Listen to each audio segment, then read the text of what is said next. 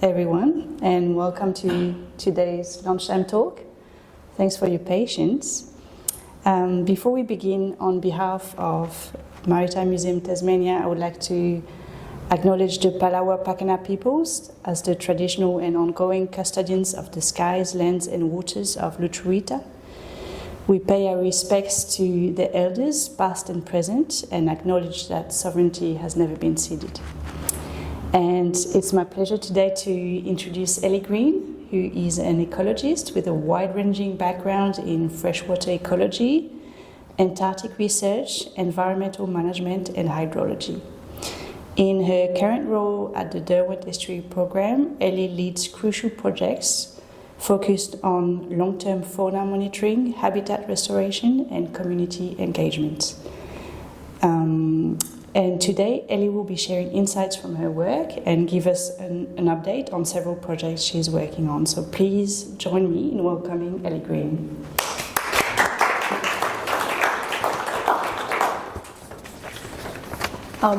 Thanks so much for having me today.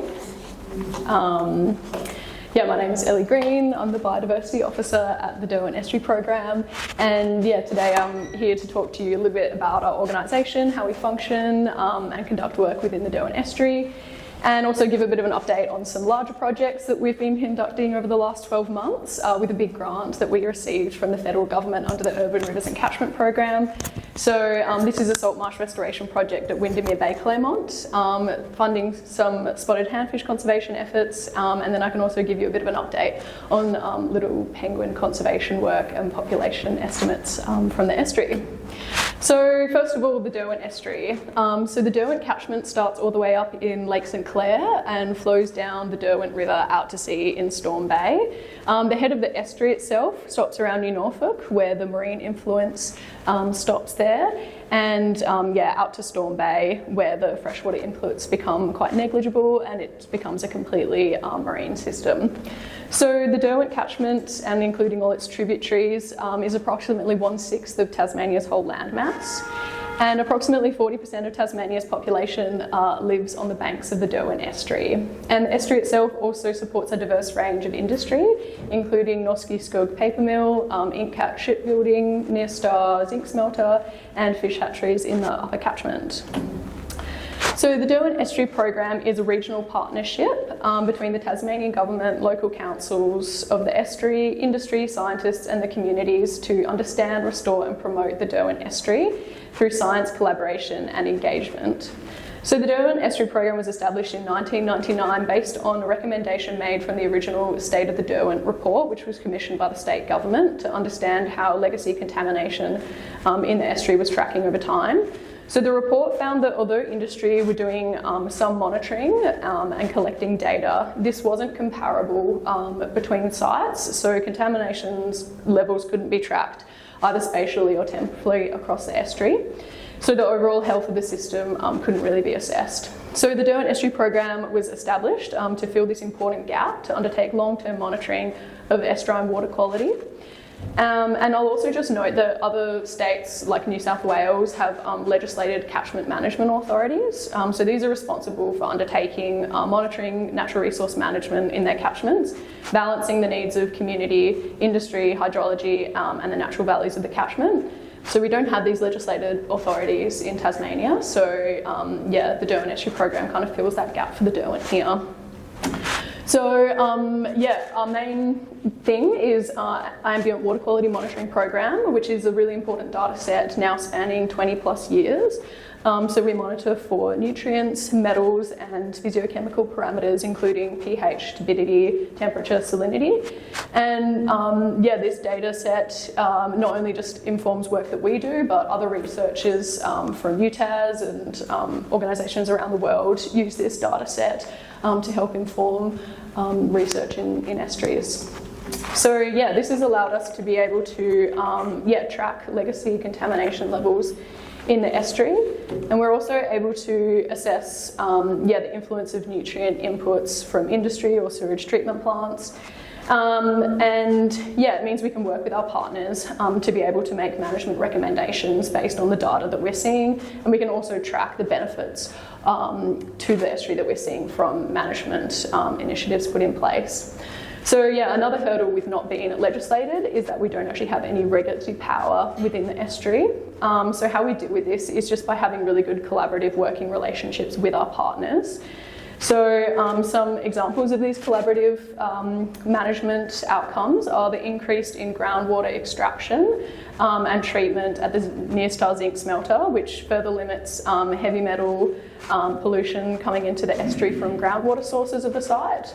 And also the increased use of water-sensitive urban design in urban stormwater treatments in new developments around the estuary, which further reduces nutrient inputs from stormwater sources and also has associated biodiversity benefits as well. So yeah, all of these outcomes were just achieved through working with our partners, having good communication and collaboration with them. So over time, we've branched out into many other areas of water quality and environmental monitoring and management in the estuary. So these include catchment water quality monitoring and flow, recreational and stormwater monitoring. You guys would probably be very familiar with our Beach Watch program. And species conservation works, promoting important ecological communities. And new to our repertoire this year is restoration in the estuary. So yeah, a key theme of my talk will be to emphasise the importance of long-term monitoring in the estuary to be able to accurately assess the health of systems, but also species and communities over time, to ensure that management decisions are made based off the most up-to-date information available, and how the Derwent Estuary Program really fills that gap in a lot of areas across the estuary. So being the biodiversity officer, my space is flora, fauna and important ecological communities in the Derwent, and I'll start to tell you about our exciting restoration project that's currently happening in Windermere Bay, and kind of all the steps of work that needed to happen for us to kind of get to this point of restoration.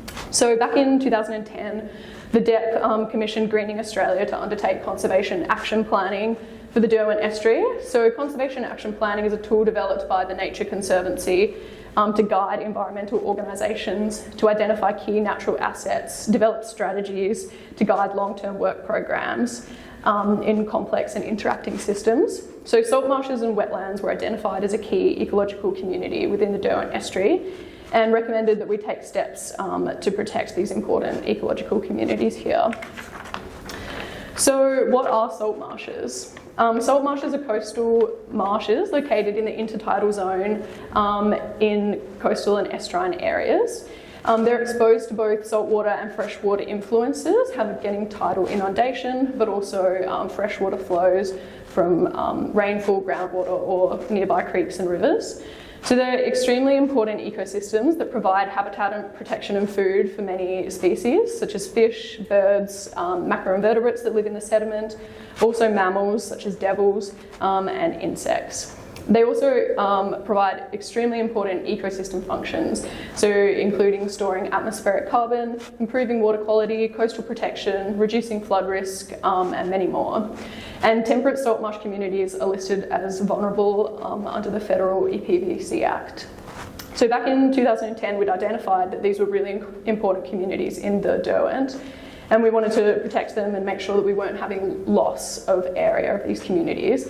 However, they hadn't actually yet been mapped in southern Tasmania. So a project undertaken by Vishnu Prahalad from the University of Tasmania, co-funded by NRM South and the DEP, was undertaken to accurately map all areas of salt marsh community in southeast Tasmania, and also including the Derwent Estuary. So yeah, this generated a report and also important GIS polygon layers for us to be able to see what the actual area of salt marsh within the estuary is, but also allow us to see if there were going to be any changes in that extent over time. So as salt marshes occur in the intertidal zone, they're also highly vulnerable to changes in sea level rise. And if adjacent landward areas have steep banks or human infrastructure such as roads and buildings, they actually don't have anywhere to retreat to. So we undertook some inundation modelling to assess which areas were most at risk to be lost with sea level rise. So Vishnu then had a master's student undertake historic imagery analysis and GIS mapping of historic salt marsh loss in the Derwent Estuary. So due to where salt marshes occur, being in coastal and estuarine areas that are really protected from energetic wind and wave action, they're generally low-lying, and they also generally have a source of fresh water either through creeks or rivulets. They're actually a prime area for coastal development, and yeah, probably where we're all standing right now would have been Saltmarsh community before this land was reclaimed. And also generally the public perception of salt marshes has historically been negative. Viewed as smelly, mosquito-ridden bog zones that have kind of been popular for being used as tip sites as well. So, for example, Racecourse Flats in Lauderdale is the site of the historic Lauderdale tip, and then also Wentworth Park was the site of the old Harrow tip, which it's now a sports field, but both of those were salt marsh community. So yeah, this work identified that there's been approximately 50% loss of salt marsh communities within the Derwent Estuary, and this is actually less than the national average, which is estimated to be around 80%. So now that we'd accurately mapped where these salt marsh communities occur in the Derwent, we needed to assess the condition of these systems.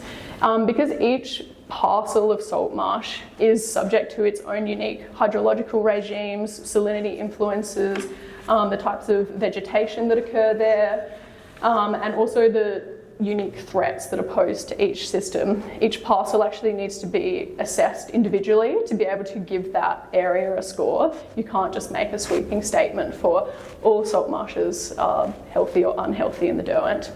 So in 2018, my predecessor, Inga Visby and Vishnu from UTAS undertook a study to assess the baseline condition of salt marshes across the Derwent Estuary. So this included plant species presence and absence, weed observations, bird diversity, and identifying any human threats and pressures to each parcel. And then they made future management recommendations. So it was in this report that Windermere Bay was identified as a priority area for restoration. Because the area had been impacted by historic soil infilling for land reclamation. However, this area is still there, it's just grassland, and then upland as well, there's kind of area for the salt marsh to be able to retreat to. So yeah, we could excavate that infilled soil, and also with sea level rise, there is an area for salt marsh retreat. So yeah, as you can see, lots of steps and over a decade worth of work went into us kind of getting a comprehensive picture of where salt marshes occur in the Derwent, assessing their condition, and yeah, we're now at a point where we can hopefully improve the health of and the area of salt marshes in the Derwent. And I would just like to acknowledge Vishnu Prahalad from UTAS for his extensive work that he's been involved with and done in salt marshes in the Derwent and Tasmania as a whole. His enthusiasm is so infectious, and his willingness to share his knowledge is really incredible. So Windermere Bay Salt Marsh. So this area is located in Windermere Bay where Cadbury's factory is. So the bay has high community values. There's extensive trail networks throughout the bay which are really popular with local residents. There's a cenotaph and historic signage that's managed by the Claremont Rotary Club, and also an active coast care group that's in the bay. So the site was identified as a key area to connect foreshore trails by the Glenorchy City Council back in 2020. So the DEP and the Glenorchy City Council decided to collaborate on this project to achieve both ecological and community outcomes through salt marsh restoration and extending the boardwalk through the salt marsh area there. And in 2023, the DEP was successful in receiving the federal government funding under the Urban Rivers and Catchment Program, which meant that we had the funds to complete this project. So the aims of the project are to restore 0.6 of a hectare of salt marsh community in the bay, but increasing habitat for native flora and fauna, but also community goals of increasing community knowledge of and engagement to salt marsh values. I'll step through each of these ones individually a bit. So first of all, we needed to undertake historical, hydrological and soil assessment of the bay. So we needed to assess what area had been impacted by infilling, the volume of infill that had been placed onto the marsh and what we wanted to remove. We needed to see if that soil infill was actually contaminated at all, and then plan for our excavation area and methods. So, yeah, as you can see here, this is aerial imagery showing the Saltmarsh at Windermere Bay in the late 60s and early 70s. And you can see in these pink polygons, areas that was particularly saltmarsh is just now grass. So yeah, this infill has reduced the total marsh area by about 1 hectare.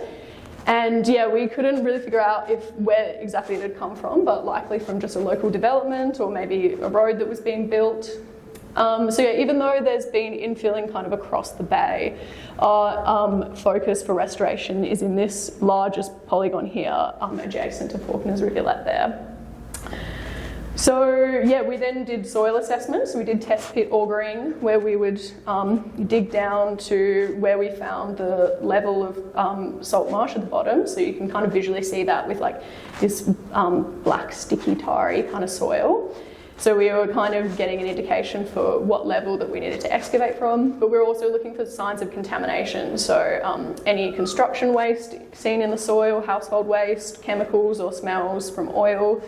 And then we also took some soil samples to test for a range of analytes. And yeah, we didn't observe any contamination when we were digging, and all of our tests came back negative, which was really great. And that just meant that our options for disposal were a lot better, meaning that we can excavate this soil and then kind of just spread it further upside, rather than having to pay to take it to landfill, which blows out costs really fast. So yeah, now we have to kind of make a plan for what exactly our excavation works are going to be. So as the area is now pretty urban, we really need to work around the human infrastructure in the bay, but also working around the council with their boardwalk upgrade as well. So yeah, as you can see here, there's an underground sewer, so we kind of need to make sure that we're not impacting that at all, which probably reduced the area that we were going to scrape to a little bit further east. And then yeah, also working around the council that are going to build their boardwalk, which is that line that's running through there.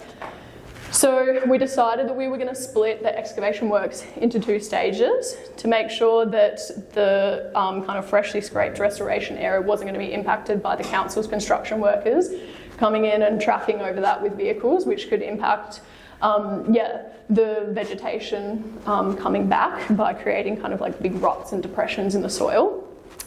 So yeah, we're going to scrape this eastern area first. Council come in, finish their boardwalk. Then we're going to finish stage 2 of the scraping here. We're going to dispose of the scraped soil further up, and we've also got a second win. All those trees adjacent to the road there are just woody weeds, so we'll be able to excavate those as well and replant with native species. So we have completed stage 1 of the excavation works in the mid-March. So as you can see on the left here, that's us getting an excavator on site, scraping down to our desired height. And yeah, it was really awesome to see a good excavator work. Like, it's incredible how delicate they are. And Paul here was like able to get the bucket like in between each of those boardwalk pylons so we could get down to the desired level, which was really incredible. And then you can see here the council is still kind of doing their boardwalk upgrade. They're planned to be finished in mid-May, and then we'll come in and finish off stage 2. And yesterday we literally saw this photo from the council, a really awesome drone shot. So yeah, that's our scraped area here. We've got our stockpiles of soil, which is what we scraped, which will be spread further up once we do stage 2 scraping there. And then yeah, the council boardwalk being done through here. So our next objective was to increase habitat for native flora and fauna in the bay. So in order to assess these benefits, we conducted baseline monitoring of birds and vegetation, as well as set up some photo monitoring points within the bay to be able to visually track the restoration over time. So the bird diversity in the bay is really good, actually one of the highest of salt marshes across the Derwent. There's obviously a lot of waterfowl, a few pelicans and cormorants. There's a resident great egret that I see there almost every time. And some baby swans were nesting in the reeds, and they raised 2 little cygnets, which was super cute. And so we'll continue to conduct annual vegetation and bird surveys each year to be able to track the benefits to species diversity and abundance over time. yeah, in terms of vegetation recovery, in the area that we're actually scraping, we're not going to be doing any active planting of saltmarsh species here. Instead, we're going to do something called passive restoration.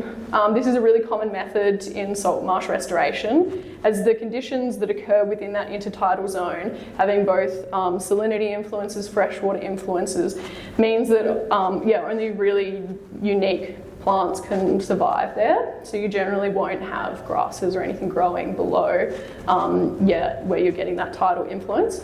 So we basically just rely on local recruitment from areas bringing in seeds through tides, or else sometimes even after 50 years, seeds will sprout back up from the old saltmarsh level. Just when the conditions become right and they get that natural hydrology brought back in. The DEP has actually been involved in passive restoration techniques at Windermere Bay for over a decade. So this is kind of like that middle lagoon area. So back in 2012, this area was impacted by full drive access in the bay, so people just kind of driving through there. Also, council would just mow across this, which was impacting the saltmarsh Darker species and also the more reedy species. So we knew that this area had historically been saltmarsh community. So we just placed rocks around it and basically limited that four-wheel drive vehicle access, and also the council mowing there. And as you can see, that's had really good recovery, and we haven't had to do anything except for just limit that disturbance there. But we will, however, be doing some buffer planting of native and woodland shrub species, just kind of further up adjacent to the saltmarsh area, and this will increase connectivity to the marsh between terrestrial and intertidal areas. So hopefully this will bring in some more woodland bird species, insects, and maybe even mammals to the saltmarsh area. If you're keen to be involved in helping with this planting effort, we're collaborating with Conservation Volunteers Australia and hosting a planting day on the 26th of June. And so if you're keen to come along, you can scan this QR code or just head to the Conservation Volunteers website and just register for the event and come along. So this feeds well into the community element of this project. So as I said, this bay has really high community values, lots of active groups in the area, but also high use, recreational use from walkers, bikers, fishers, kayakers. So as part of the funding, we're going to install some educational signage in the saltmarsh area. And so we wanted to assess what the baseline level of knowledge and engagement to salt marshes are in the bay, as well as just understand kind of what people value most about the bay and why they visit. So we developed a community survey to investigate these questions. And these surveys were delivered via in-person interrupt surveys on site, but we also hosted it online on the Glenorchy City Council website. So we had really good response rates to the survey with only over 170 responses. And reading through all of the participants' short answer responses for what they value most about the bay was honestly just such a heartwarming experience. Clearly this bay is so loved by the local community, and basically it's just a connection point for them to nature, to the intertidal and to the water. And kind of just shows the importance of green natural spaces in urban areas in people's lives. So in terms of what people wanted to learn more about from salt marshes, birds were the most popular response, and this is not surprising given the high bird diversity in the area, but also the local community clearly highly values that as well. And plants were also really popular, and given that saltmarsh plant species are just so unique, it's not surprising people are quite intrigued by them. And in terms of what saltmarsh ecosystem services people were interested in learning more about, improving water quality was the most popular. And again, not surprising given the proximity to Windermere Beach, which is a really popular swimming site. And also being quite urban, not surprising that coastal protection and increasing biodiversity in urban areas were also really popular. So this survey just forms a really good resource to inform us how the local community interacts with the bay and salt marshes. And will just help us in being able to correctly inform them about what they're interested in with signage installed on site, but also can be used as a resource for other people in Saltmarsh community education across Tasmania. So if anyone wants to read the full report and discussion, that's published on our website. And we're also working with Aboriginal heritage consultant Shani Reid to develop some cultural educational material to be installed on site to communicate Tasmanian Aboriginal story and connection to country in the area. That is a bit of an update on our first ever restoration in the Derwent Estuary. So we think by the end of 2025, all of the on-ground works will be complete, and hopefully the signage will be installed by then as well. So definitely come down and check it out for yourselves. And hopefully we can use this as a bit of a showcase for the benefits of medium-scale urban saltmarsh restoration projects, and hopefully be successful in getting some more funding for future restoration projects in the Derwent Estuary. Some other projects that we've been funding through the Urban Rivers and Catchment Program scheme is Scottish handfish monitoring and conservation works happening over the last 12 months. So included in this work is annual monitoring of handfish populations at known colonies within the Derwent. So this monitoring has pretty much solely been conducted by CSIRO, a little bit by IMAS as well, but all the funding sources for this have kind of varied greatly throughout the years. And in 2020 there was a report that synthesised all kind of monitoring data that had happened over time, and also kind of highlighted years where monitoring didn't occur. And pretty much the main reason why monitoring didn't occur was due to not being able to procure funding to conduct this work. And given that this species is so iconic and really tied to the identity of the Derwent, as well as being critically endangered, I think this work is super important to kind of continue to fund. So while conducting handfish surveys at each of the colonies, divers also were counting stalked ascidian density. So these stalked ascidians are used by the handfish to lay their eggs on. So this information is then used to assess which sites that we want to install artificial spawning habitat to. So here you can see the artificial spawning habitat here. And this is made out of porcelain by local ceramicist Jane Bamford. So Jane is an incredible artist who makes pieces for species throughout Tasmania, Victoria and Australia. And I'll talk about Jane a little bit further on as well, because we've collaborated with her on some little penguin conservation work as well. So after these sites were identified, 500 of these artificial spawning habitats sticks were installed in sites identified as lacking stalked ascidians. So during October and November breeding surveys, it was found that almost 90% of this installed ash was still present, so showing how durable these ceramic pieces are in the marine environment, and that eggs with fish guarding them were found on 9% of the ash.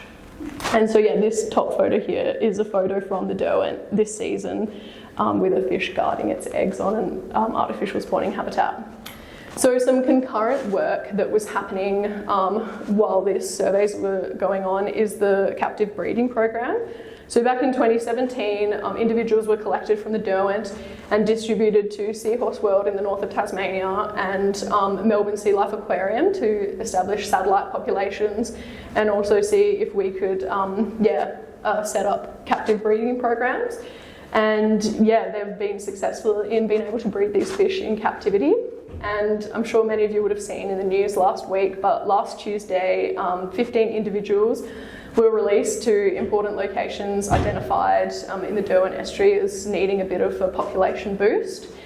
And so the steps for releasing these little captive bred individuals to the environment is they get put into these handfish hotels for a couple of weeks. So that just means that they're able to kind of get adapted to the environment there. It means that the divers can go down and check on them every day, make sure they're doing all right. And then after 2 weeks, they'll be fully integrated with the community there. So hopefully this important work continues to be funded through CSIRO to have an accurate picture of what the population is doing each year, but also be able to allocate further conservation efforts such as installation of ash and also bolstering the population with captive bred individuals. And so, yeah, in terms of some little penguin monitoring and conservation work happening in the Derwent, the DEF has been involved in routine monitoring of little penguin colonies in the Derwent since 2011.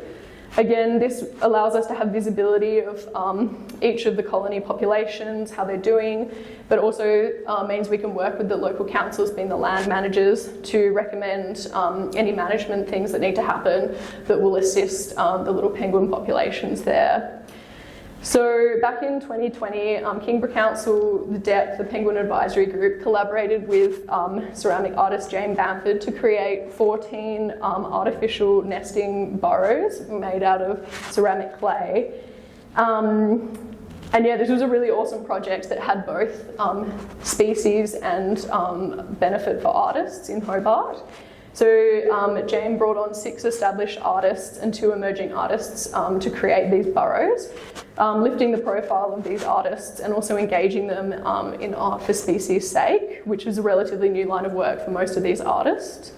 So these burrows were installed in the environment in 2022 and 2023 and have been used by little penguins for nesting and breeding activities, both in the summer and winter breeding seasons.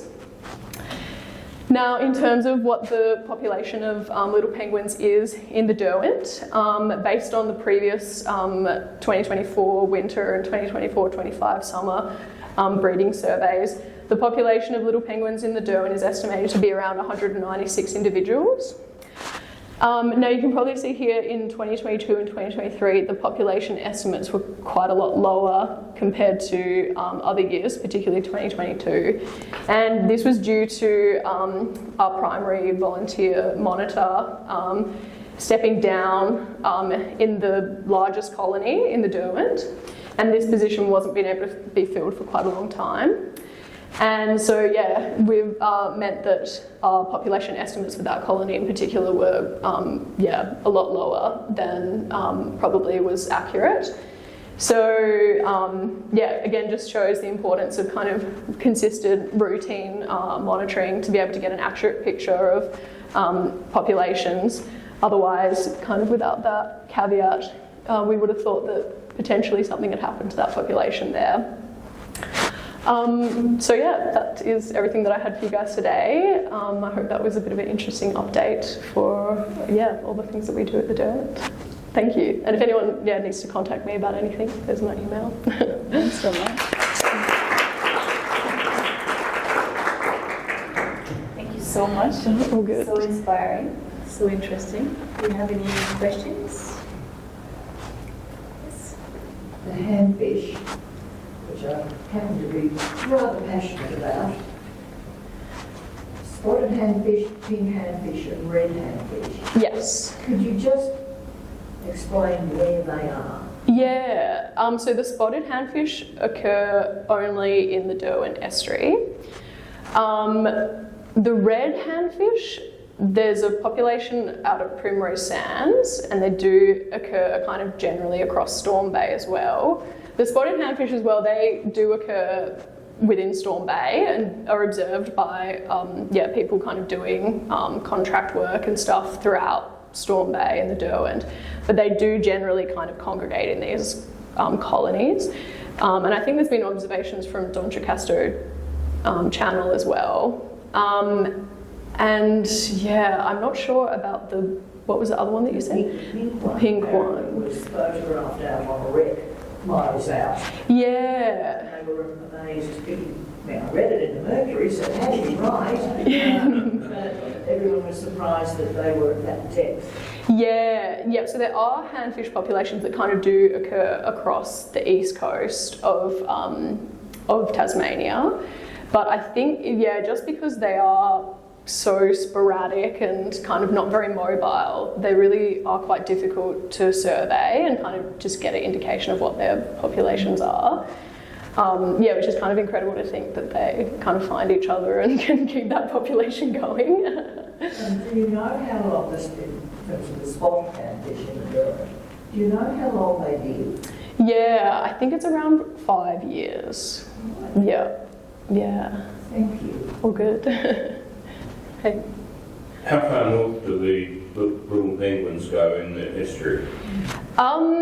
In terms of actually how far they go, we've had observations of little penguins in Dromedary Marsh. I would say that is really quite rare, and probably I think probably where the zinc smelter is, it would be like an average kind of as far north they would go, kind of fishing and doing kind of, just looking for fish and feeding basically. And nesting, the furthest up is pretty much City of Hobart. Yeah. All right. Yeah.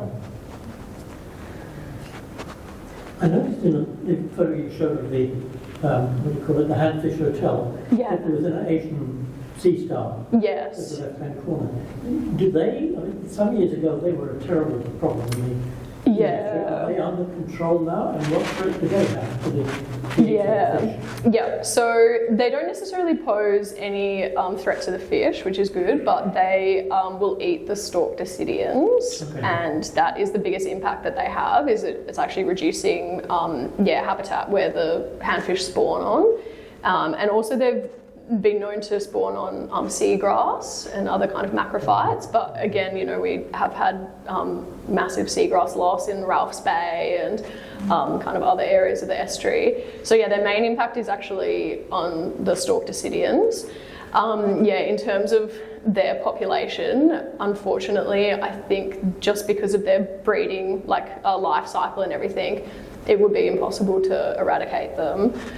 They're definitely awesome kind of local efforts to reduce their population. So I think there's a group that goes out diving and collecting them, which I think they focus on areas where there might be handfish populations, so kind of just reducing that pressure in those kind of local areas. But in terms of ever eradicating them, I don't think that's a possibility, unfortunately. And should there not be a program to encourage the stalked ascidians? So you've got the natural breeding place for the handfish rather than the little ceramic. Yeah, definitely. In terms of kind of restoration efforts for plants, that's quite a new area, I suppose. So there's kind of new research happening into giant kelp restoration efforts, but I think it's just a lot more difficult to do basically because you kind of need to either have seeds from somewhere, how you're going to get it in there, and just being an energetic environment, it's easily kind of and again unfortunately things need to be kind of funded, so there need to be a lot of research to go into the methods to do that. And when we can't even fund annual surveys, I think funding a stalked ascidian restoration is difficult, unfortunately. With the monitoring of the estuary, what's the overall trend in water quality over the years? Of course, the Cadbury factory had a big dry up. I just wonder what the trend has been over the years. We're getting better or worse, or is it steady state? It's different for different parameters, I suppose. So first of all, in terms of metal contamination, that is improving over time. So basically where most of that metal contamination occurs is in the sediments, and basically just with time and kind of sedimentation being brought in from the catchment and stuff, those contaminated sediments are just slowly getting capped over time. So it's improving, but again, it's kind of just a slow process. That would be trapped where some of those saltmarsh areas have been filled in, would it?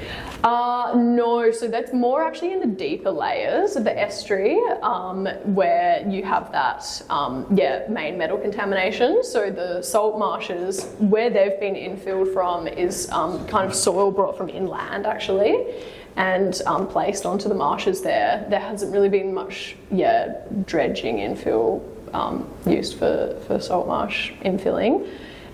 In terms of nutrients in the estuary, it really is kind of year-on-year dependent basically, and it's quite driven by rainfall. So obviously you've got runoff from the catchment, which definitely increases nutrient levels there, and also rainfall really influences output from sewage treatment plants. So a lot of the treatment plants in Tasmania, they have a reuse scheme where basically farmers inland buy water from the sewage treatment plants, which reduces basically those outflows going into the estuary, which have high nutrient levels.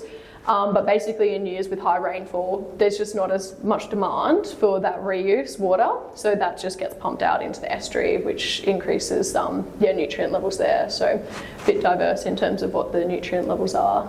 But yeah, I would say the estuary is kind of improving slowly over time as an overall statement. All right. Thank you so much. Thank you for your time and for Thank sharing you. your knowledge. And thank you for coming today.